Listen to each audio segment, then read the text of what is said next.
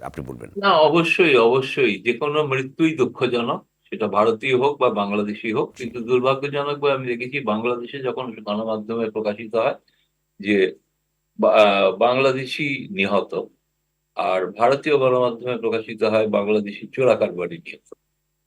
ফলে এই বিষয়টা এবং ঘটনাই কিন্তু গভীর রাতে ঘটে। দিনের বেলায় ঘটেছে সংখ্যাটা খুব কম।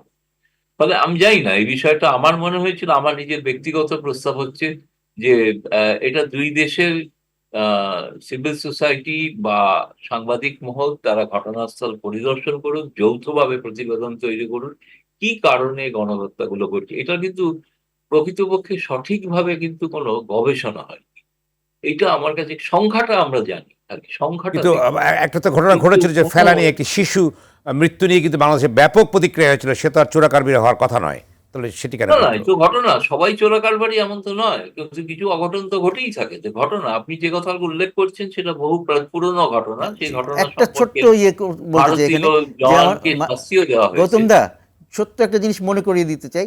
আমাদের মাননীয় প্রধানমন্ত্রী যখন এই যে শপথ গ্রহণ অনুষ্ঠানে অংশগ্রহণ করছে সেই সময় একজন বাংলাদেশি নিহত হলো। না, আপনারা এগুলো খুব খারাপ লাগে।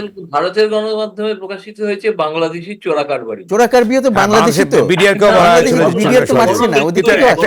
একটা নেগেটিভ ইমপ্যাক্ট পরে সম্পর্কের কোনো ক্ষেত্রে আপনি কি মৃত্যুকেই সমর্থন করা যায় না। কোনো জি, মৃত্যুকেই ধন্যবাদ।